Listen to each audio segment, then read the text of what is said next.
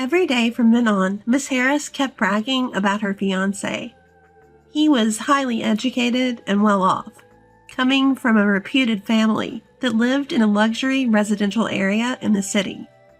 I'll invite you, Miss Thompson, to my wedding as your last chance to see something splendid. I had no intention of attending such an event. I didn't care about seeing her in her wedding dress, and I was sure I'd be seated with the other female employees.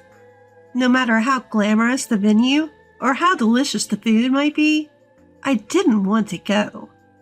As I was thinking that, Miss Harris said, "Oh, right. I'll show you a picture of his house," and started operating her smartphone. "Ah, found it. This is it." Saying that, Miss Harris brought her smartphone screen closer to me. There was a house I recognized.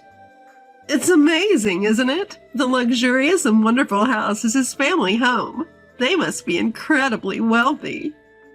Miss Harris was saying, but my eyes did not leave the screen of her smartphone. "Oh my, are you surprised? If you want, I can show you pictures inside the house as well."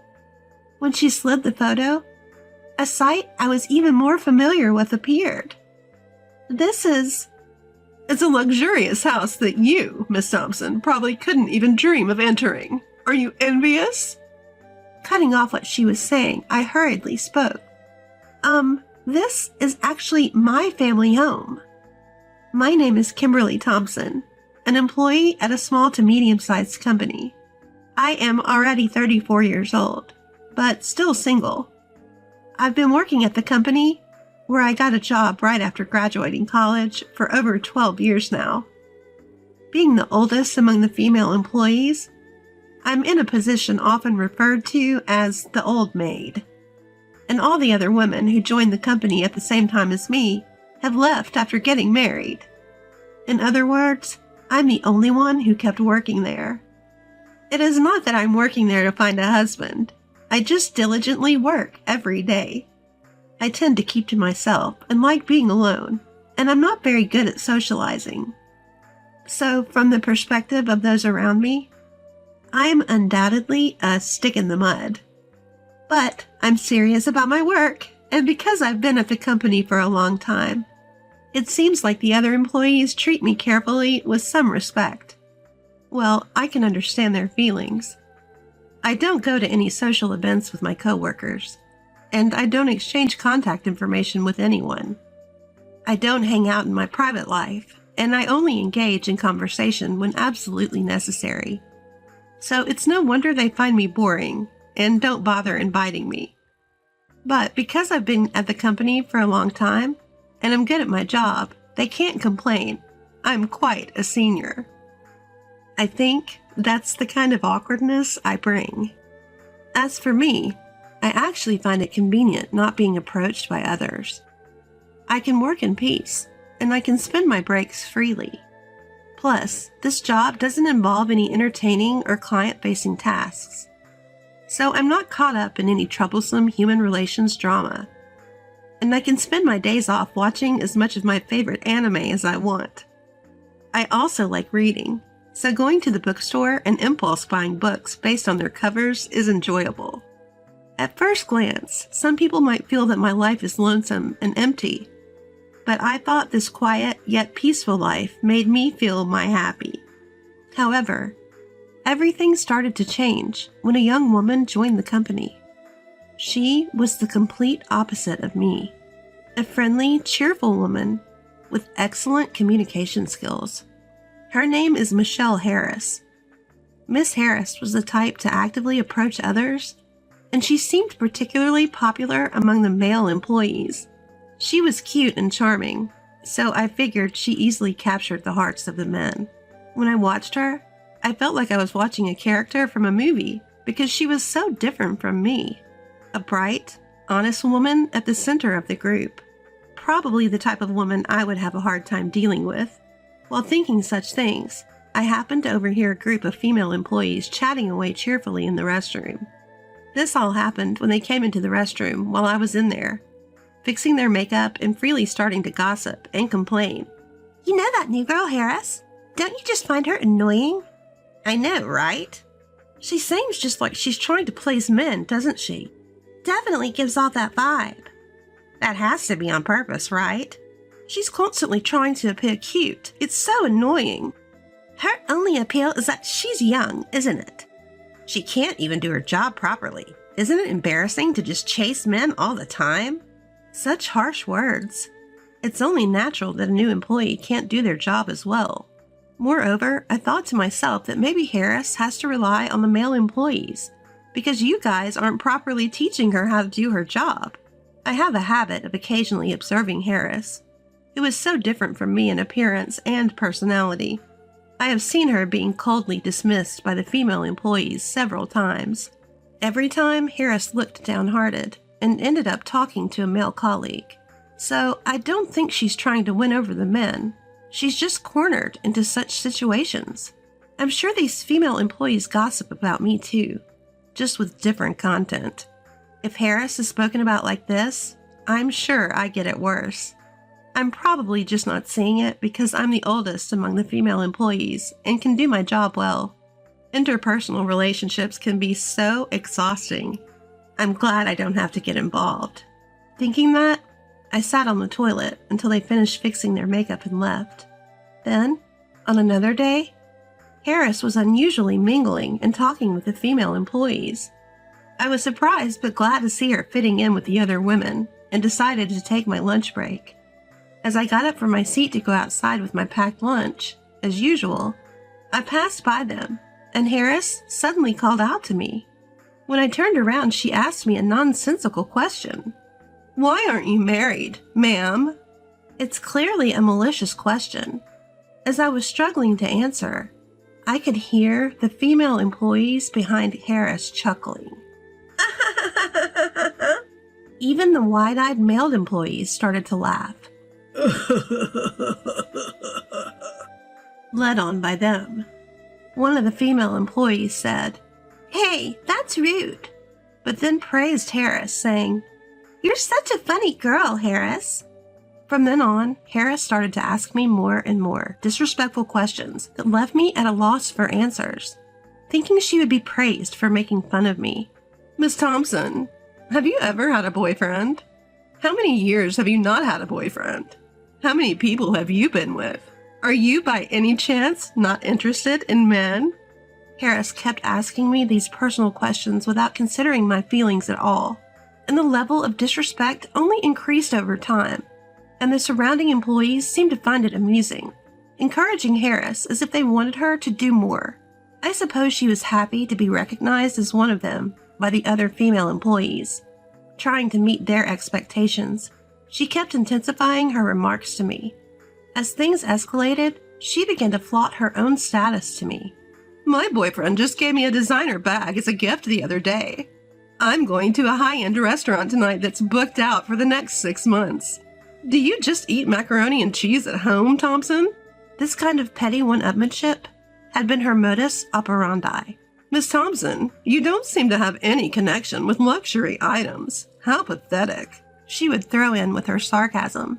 Rather than feeling angry, I was beginning to find it impressive. As this silly back and forth went on, I found myself increasingly burdened with Miss Harris's work. Miss Harris, who was rather overbearing, had an invincible disregard for fear. The other female employees seemed unable to deal with her, and she rapidly turned into a monster. Then one day, after some time had passed, something happened. When Miss Harris came to work, she was very upbeat and started talking to me. "I got engaged." As she said this, she showed me a picture of her fiancé, even though I hadn't asked. When I responded with a polite, "That's nice," and tried to return to my work, Miss Harris continued to chatter on. "My fiancé is really rich, kind, handsome, and perfect. Are you jealous? I'm going to be happy leaving you here, Miss Thompson." With that, she brought her smartphone screen closer to me. She continually belittled me and bragged about how amazing her fiancé was and how she had hit the jackpot by getting engaged to him. "Well, I am jealous. Congratulations, truly," I said. Miss Harris, looking satisfied, said, "Okay, I'm going back to work," and returned to her desk. When it comes to this, it's almost refreshing. I sighed deeply. I need to focus on my work.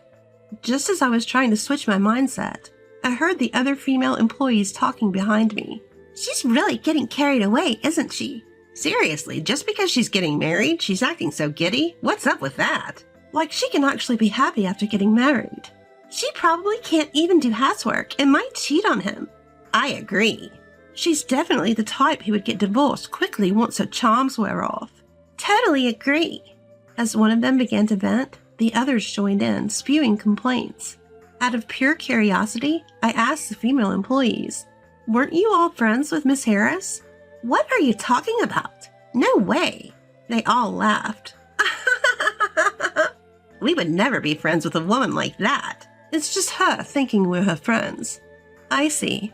It seems that Miss Harris had managed to make enemies of the female employees again. They didn't mind when she was bullying me, but as she increasingly tried to one-up me, she started doing the same thing to the other female employees. I sighed quietly. Aren't you the ones who boosted and fanned her flames? From then on, Miss Harris boasted about her fiancé almost daily. Apparently, he comes from a prestigious family, is highly educated, earns a high income, and his parents' home is located in an upscale residential area in Manhattan. This has nothing to do with you, Miss Thompson, who always looks so shabby. It seems like you could continue to live a simple life alone. The only people who would marry you are likely to be leftovers. Nobody high profile or high earning would ever consider someone like you. You may have to settle for someone uneducated and unemployed. But even such a man might refuse you, considering you're a dried-up old maid. Miss Harris would say, laughing. I'll invite you to my wedding, Miss Thompson. It will be your last shining moment. I certainly did not want to attend that. I couldn't care less about her wedding dress, and I'm sure I'd be seated with those female employees. Even if the venue is glamorous and the food is delicious, I wouldn't want to be there. As I was thinking this, Miss Harris said, "Oh, I just remembered. I'll show you a picture of his parents' house." And she began manipulating her smartphone. I wasn't interested in her fiancé's parents' house at all. "Oh, I found it. This is it," Miss Harris said, bringing her smartphone screen closer to me. I saw a house that looked familiar. "Isn't it amazing? Such a gorgeous and wonderful house being his parents' home. They must be extremely wealthy. All this will eventually be mine. I'm on top of the world. I'm now part of the rich gang. If I feel like it, I'll invite you over, Miss Thompson." Miss Harris said this, but my eyes couldn't leave the screen of her smartphone. "Oh my, did that surprise you?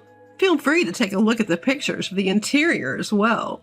As she slid the phone across, more familiar scenes appeared. This is... You can't see or enter such a luxurious house, can you? Are you envious? I cut her off in a hurry and said, this is actually my parents' house." "What? What are you talking about?" "Well, I mean this house in the photo." When I said that, Miss Harris looked shocked. "Huh? What are you saying? Just because you're envious, you shouldn't make such a lame claim." No matter what she says, I'm convinced this is my parents' house. Besides, I'm an only child, so it's not like I have brothers who could marry her or anyone else. The only ones living in this house are my parents, who have entered their 60s, and our beloved dog. Miss Harris seems to think I was joking and laughed out loud. "Oh, Miss Thompson, you're so high level, keeping a straight face while fooling around." But I said seriously, "No, I'm not kidding. This is really true," she said, pointing at the photo. "But look, his car is parked here too, right? And how could you take pictures inside a house that isn't yours?" Despite her objections, the photos she was showing me were undoubtedly my parents' house. The placement of things, the floor plan, it was all exactly like the house I grew up in. Then it hit me. I remembered a sales guy who was often coming and going from my parents' house.